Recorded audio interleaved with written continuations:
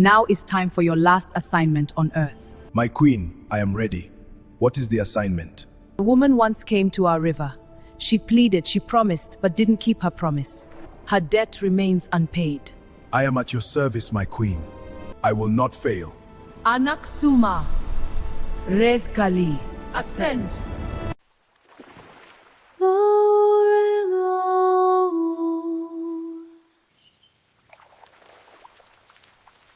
Adesewa, where have you been all day? I have been at the river, Mama. Adesewa, please, I've told you to stay away from that river, please. Mama, do you also believe the superstition? It is not superstition, it is the truth. The village warned everyone to stay away from the river after sunset. Children were dragged home before dusk. Women crossed themselves when passing its path. Men lowered their voices when its name was mentioned. But Adeshewa, she never listened. Adeshewa was a very beautiful girl, the kind of beauty that arrives before she did. Beautiful eyes that lingered too long on people's mind. A calm smile that made strangers feel seen. Whenever she ran errands with her two other friends, men always stopped them, but they never spoke to the others. They called only Adeshewa's name. They praised her. Wow, you are so beautiful. I want to marry you, please. Be mine. They praised her beauty, her face, her physique, everything about her. They promised her love. At first, her friends laughed it off, thinking it is normal. But then, they grew quiet. They started resenting Adeshewa. Why is it only her? Why are men always after her alone? Whenever we go to the stream, they call her. They don't even say her. Bumi said to Shade. I have noticed that as well, Bumi. I think we need to stop being friends with her. We're also beautiful now. Look at me. Bumi turned around, showing herself. Shade, we need to stop being friends with Adeshewa because I cannot afford to be single again this year. Bumi and Shade agreed that Adeshewa enjoyed the attention too much. She was stealing what belongs to them.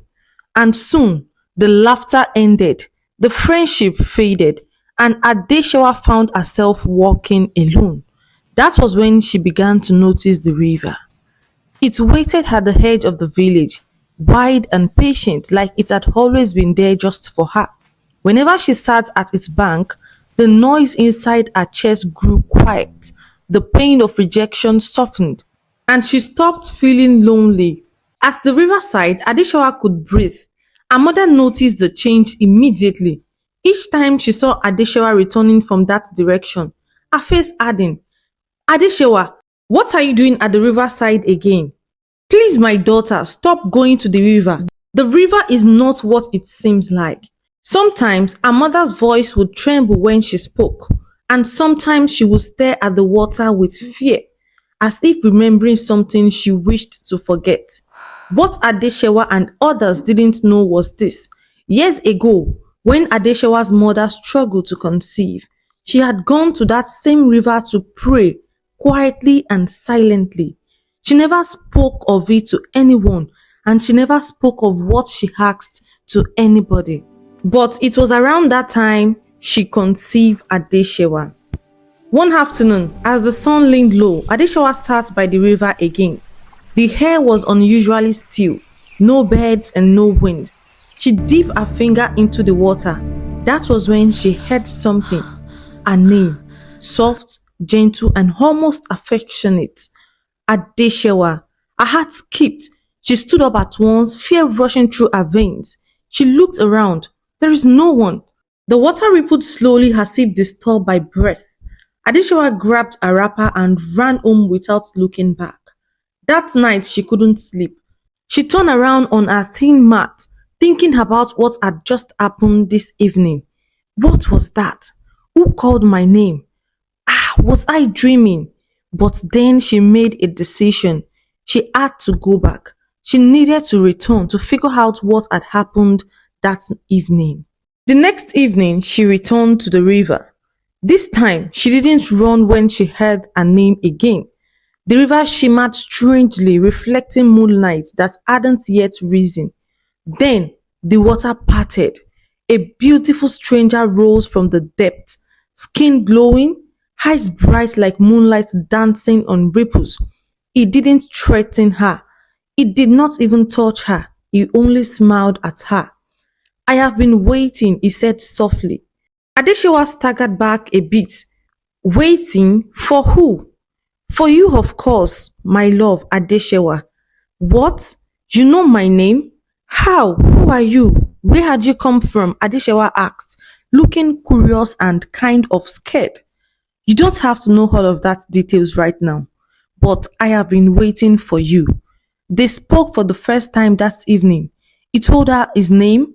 She told him hers, although he already knew her name. They talked like old friends who had finally found each other again. And this made Adeshewa feel at ease. Soon, the meeting became frequent.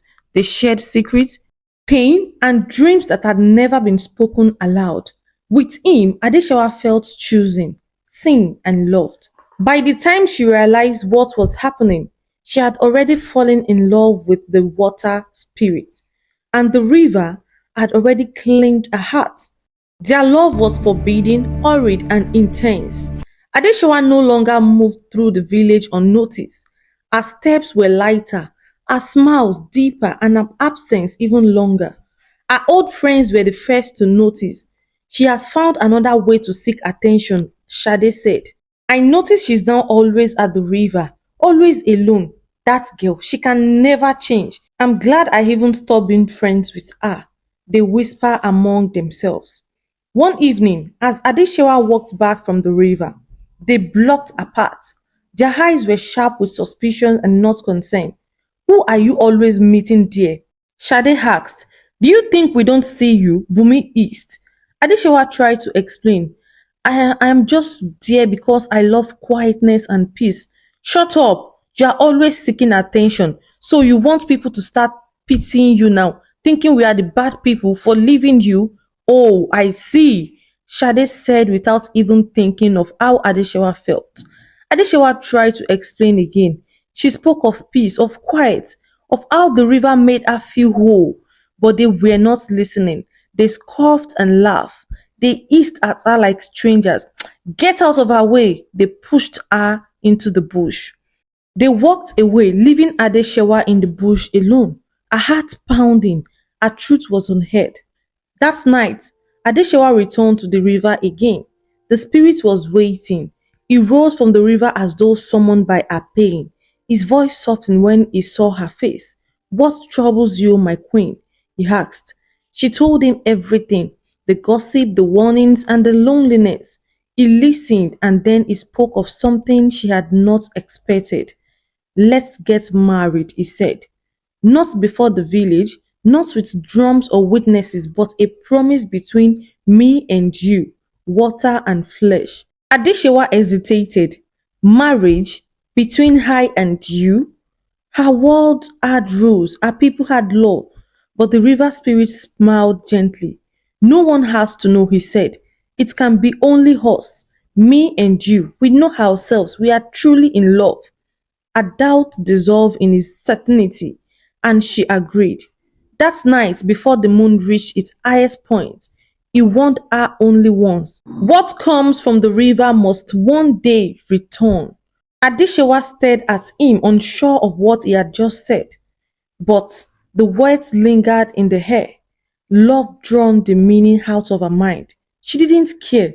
She just wanted to be with him anyways. Days passed. Then whispers turned to fear. Village elders began to notice Adeshewa sitting by the river, talking and laughing all alone, having a full-blown conversation all alone. They could not see the river spirit. It unsettled them. They summoned her mother. This girl is inviting disaster into our village, they said. The river is not a place to play. Tell her to stop or she will bring curses upon all of us in this village. Her mother went home trembling. She pleaded with Adeshewa. She scolded her. She warned her with tears in her eyes. Please, my daughter, you have to stop going to this riverside. I do not like it. People are talking. Please, you have to stop it. She pleaded with Adeshewa. Mama, you need to stop with this nagging. I am old enough to do whatever I want. If I want to sit by the river, I can do that. And if I want to play in the river, I can do that. Why are you watching me? Why are you always complaining? Please, my daughter, this is not about complaining. You need to stop going to the riverside. I know what I am saying. Please, the elders in the village are talking. Let them talk. It is not my business. Adesha was tired of being washed, tired of being blamed, and tired of being afraid by her own choice. That evening, anger carried her feet back to the river. She called out his name when she got to the riverside. The water stirred, and he appeared. She fell into his comfort, pouring out her frustration, her fear, and her exhaustion. He held her close, murmuring assurance only the river could keep. In that moment, love consumed caution. Adeshewa did not ask questions. Love made her brave as they made love to one another. She became careless. 2 months later, as the morning sun crept into the kitchen, Adeshewa felt a sudden wave of nausea. She dropped the cassava she was peeling and ran outside. Her body told her what her heart already knew. She was pregnant. Fear tangled with joy, shock with excitement. That evening, she rushed to the river. She told him the news with trembling lips. His eyes lit up. He smiled. I will be with you, he promised. Every step. For a while, she believed him. She was happy. They were both happy. But few weeks later, as her belly began to grow, Adeshewa went to the river one day. She called his name as always, smiling and waiting for him to appear as he always does. But then she was met with silence. The river fell silent. No voice, no ripple, no moonlight figure rising from the water. Adeshewa was scared. What happened? What had happened to him? Did something happen? She murmured. She questioned herself. She called for him again and again, but no response. Then she returned home. But the following day, Adeshewa came again, called him as always, and still she was met with silence. Adeshewa returned again and again, calling his name until her throat burned. Only echoes answered. She felt betrayed, abandoned. She cried. She cried and called for him, but still there was no response. Now Adeshewa's belly was noticeable and she could no longer hide it. The village whispered curses. Her old friends mocked her openly, and her mother wept behind closed doors. But Adeshewa whispered prayers to the river, to the sky, to anyone who would even listen. She prayed for the return of her lover. Months after, on the day the child was born, the river swelled as if it was celebrating. Adeshewa held him in her hands, and she called him Tomiwa. From the day the boy was born, he was too calm for a child. He hardly cried, he hardly started. When Tomiwa was only a few months old, Adeshewa carried him to the river for the first time. Her hands trembled as she lowered herself onto the familiar log. She whispered, "Please, come out. See your son. Please, come and see your son." The river answered with silence once again. As Tomiwa grew, the presence of the river followed him, quietly and patiently. When Adeshewa washed clothes by the stream, fish gathered near Tomiwa's feet, circling as though greeting an old friend. Women noticed, people noticed in the village. That child, one whispered. "He looks strange. Look at how fish are circling his feet." The woman said, "No, maybe the fishes are only being friendly with him." "You think so?" As they continued to talk, Adeshewa stared at them, and they stopped talking at a glance. Years passed by, and Tomiwa would always dream of water at night. He told his mother that he had been dreaming of deep places where breathing was easy, of voices that hummed soft songs beneath the surface. "I was swimming, Mama," he once said calmly. "I didn't feel heavy." Adeshewa forced a smile, fear tightening her chest. "Don't talk about that," she whispered. "Promise me you will never say that to anybody again." "I won't, Mama," he promised. People in the village also started noticing how strange Tomiwa is. the things he does, the things he says. And soon, children began to bully him. They tease him, call him strange, mock the way he stared at the river instead of playing games. One evening, desperation overcame caution. Adeshawa returned to the river alone. She screamed into the water, "Why did you leave me? Why did you abandon your son?" Her voice broke. She cried. She begged, "Please, come back," she said. "Even if it's just once, I want to see you. Please, come back." The river remained still. No ripples, no moonlight figure, no voice calling her name. Adeshawa sank onto the log exhausted. "I am still waiting," she said quietly. "I am still hoping." She left that night with her heart heavy but unbroken, believing somehow that love did not vanish forever. On Tomiwa's 15th birthday, the river rose higher than it ever had. By morning, the villagers noticed it first. The water crept beyond its usual boundary, swallowing grass, licking the roots of trees, and moved quietly but purposefully. "This is not normal," one elder muttered. "The river is restless." By evening, whisper filled the village. Some blamed the season, and some gossiped that it was Adeshewa's doing. "That woman must have done something to the river again. Ever since she angered the spirits, nothing has been the same. I wonder where her son even came from." Adeshewa's old friends watched from a distance, their eyes sharp with something darker than curiosity. "So, it has finally come," one of them whispered. "We want everyone." That night, Tomiwa dreamed again. He stood by the river barefoot, unafraid. The water parted gently. A voice rose from the depths, familiar, warm, and powerful. "My son." Tomiwa stirred in his sleep. "Come home," the voice said. "You have stayed long enough."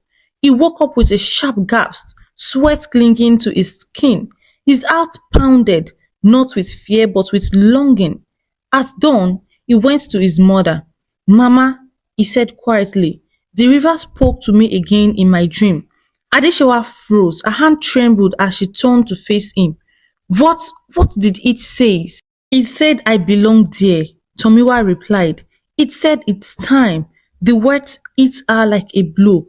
"No," she whispered. "No, you belong here with me. You are going nowhere. I will never allow that to happen." She assured Tomiwa.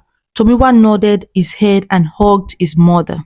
But outside the village at the riverside, something strange was happening. The river surged, rising louder and louder, and in a few minutes, the villagers gathered around the river. Men, women, children, and village heads. They stood at a distance watching the water swell, their faces tight with fear and judgment. "What is happening?" the crowd murmured. "What is happening to us? What is happening to our village?" And soon, the news reached Adeshewa and Tomiwa.